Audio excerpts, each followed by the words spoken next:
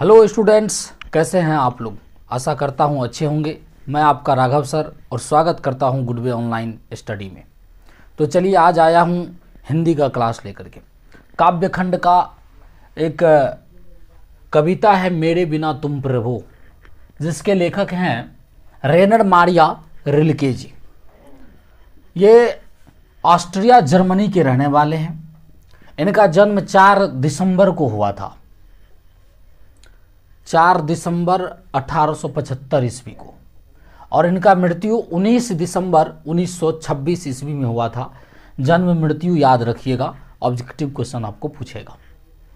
तो ये कहते हैं कि मेरे बिना तुम प्रभु, ईश्वर को कहते हैं, भगवान को, गॉड को, कि हे ईश्वर, हे प्रभु, अगर मैं न रहूंगा तो तुम्हारा क्या होगा। सबसे पहला लाइन कहता है कि जब मेरा अस्तित्व न रहेगा प्रभु तब तुम क्या करोगे। अब रेनर मारिया रिल्के जी का कहना है कि जब इस मानव का अस्तित्व इस संसार में मिट जाएगा, खत्म हो जाएगा, ये मानव इस दुनिया में नहीं रहेगा, तब तुम क्या करोगे। ये सवाल करता है भगवान से। कौन? रेनर मारिया रिल्के, प्रभु से। फिर कहता है कि जब मैं तुम्हारा जलपात्र टूट कर बिखर जाऊंगा। जलपात्र, जलपात्र जल को रखने का बर्तन होता है। जल को रखने का बर्तन को जलपात्र कहा जाता है। तो रेनर मारिया रिल्के जी कहते हैं कि हे प्रभु, मैं तुम्हारा जलपात्र हूं। तुम जो जल ग्रहण करते हो, मेरे ही माध्यम से तुम जल ग्रहण करते हो। अगर मैं टूट कर बिखर जाऊंगा, अर्थात तुम्हारा जलपात्र टूट कर बिखर जाएगा। जब मैं तुम्हारी मदिरा सूख जाऊंगा या स्वादहीन हो जाऊंगा। कहने का मतलब यह है रेनर मारिया रिल्के का कि भगवान को इतना अकड़ किस पर है? हम मानव पर, आप पर, हम पर। अगर मतलब उनका सब नशा हम मानव प्राणी पर ही है। मैं मदिरा हूं, किसका? ईश्वर का, भगवान का। तो इसलिए कहते हैं कि मैं तुम्हारी मदिरा सूख जाऊंगा या स्वादहीन हो जाऊंगा। कहने का मतलब मैं मानव जो तुम्हारी पूजा अर्चना करता हूं, तुम्हें देव इष्ट मानता हूं, अगर मैं इस संसार में नहीं रहूं, मैं नष्ट हो जाऊं, बर्बाद हो जाऊं, स्वादहीन हो जाऊं। कहने का मतलब कि मैं किसी काम का ना रहूं, तब तुम क्या करोगे। फिर कहता है कि मैं तुम्हारा भेष हूं, तुम्हारी वृत्ति हूं। ईश्वर का अस्तित्व बचा कर रखने वाला, प्रभु का अस्तित्व बचा कर रखने वाला मानव ही है। इसीलिए रेनर मारिया रिल्के कहते हैं कि मैं तुम्हारा भेष हूं, तुम्हारा अस्तित्व हूं, तुम्हें बचा कर रखने वाला, तुम्हारा नाम इस धरातल पर, इस धरती पर जिंदा रखने वाला मैं मानव हूं। अगर मुझे खोकर तुम अपना अर्थ खो बैठोगे, ईश्वर से कहते हैं। कौन? रेनर मारिया रिल्के जी कहते हैं कि मुझे खोकर, इस मानव प्राणी को खोकर ईश्वर अपना अर्थ खो बैठेगा।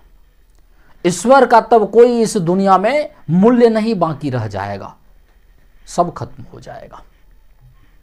मेरे बिना तुम गृहहीन निर्वासित होगे, स्वागत विहीन। रेनर मारिया रिल्के जी कहते हैं कि अगर ये प्राणी, मानव प्राणी नहीं रहेगा इस संसार में, मतलब खुद पर ही लेकर के रेनर मारिया रिल्के सब बात कहते हैं कि अगर मेरे बिना तुम गृहहीन निर्वासित होगे। अगर ये मानव प्राणी इस दुनिया में ना रहे तो ईश्वर के लिए इतना बड़ा बड़ा मंजिल घर कौन बनाएगा, इतना सुंदर मंदिर कौन बनाएगा? नहीं बनेगा ना, कोई नहीं है बनाने वाला। तब उसके बाद तो तब घर नहीं होगा, तो गृहहीन निर्वासित करोगे, मतलब बिना घर का यत्र तत्र रहना होगा। किसको? भगवान को, प्रभु को, कि मेरे बिना प्रभु तुम गृहहीन निर्वासित होंगे, बिना घर का निवास करना होगा।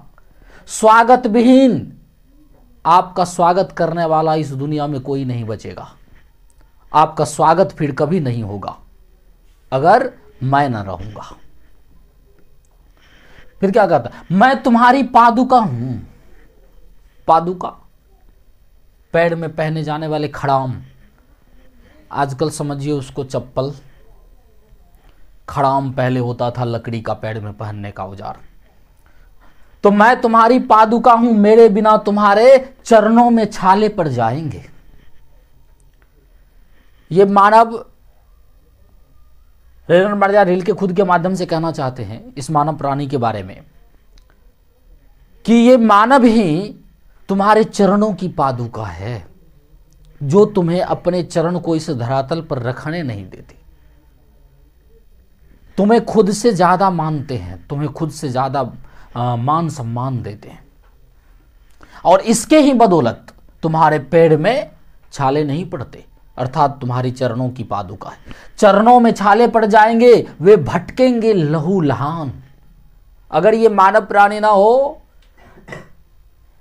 तो ईश्वर का, प्रभु का ये हाल होगा जैसे पैर में अगर कई कांटे चुभ जाए और सीसा कंकर पत्थर चुभ जाए तो लहू लहान पैर में लहू लहान पैर हो जाएगा, खून का धारा निकलना शुरू हो जाएगा, प्रभु का वो हाल हो जाएगा।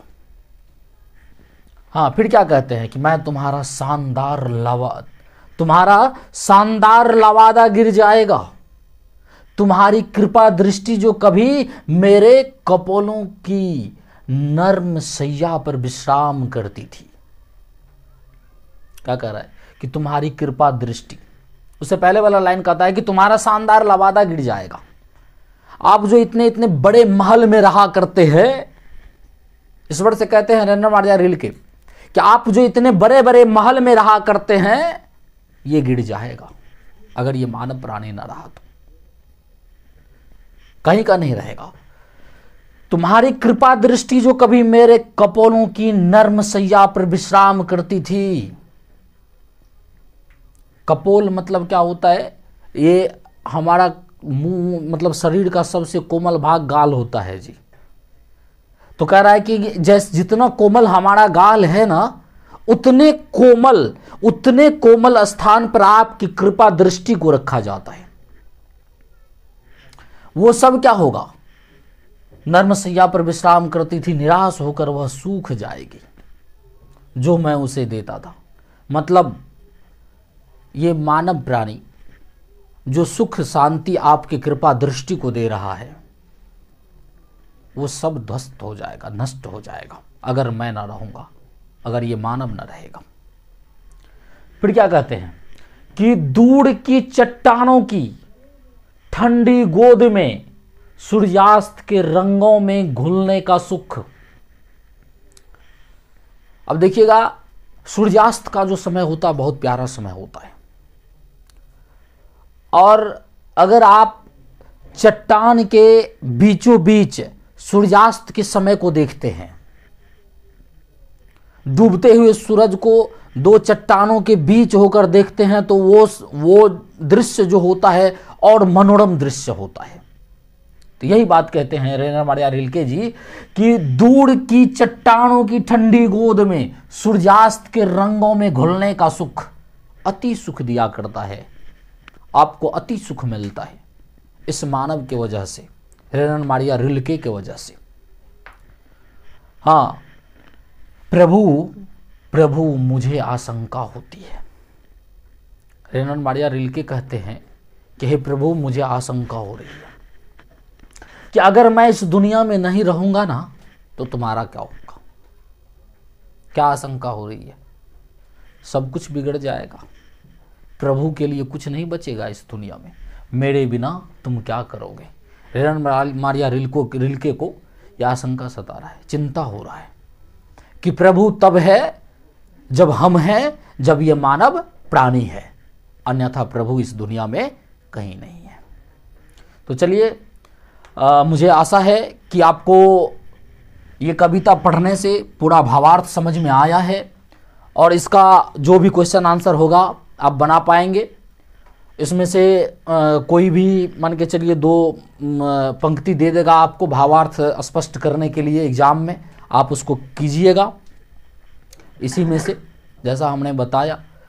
और थोड़ा सा याद रखिएगा, जन्म मृत्यु रेनल्ड मारिया रिल्के जी लिखते हैं इसको, मेरे बिना तुम प्रभु को, इसको याद रखिएगा। फिर मिलते हैं अब अगले अध्याय में।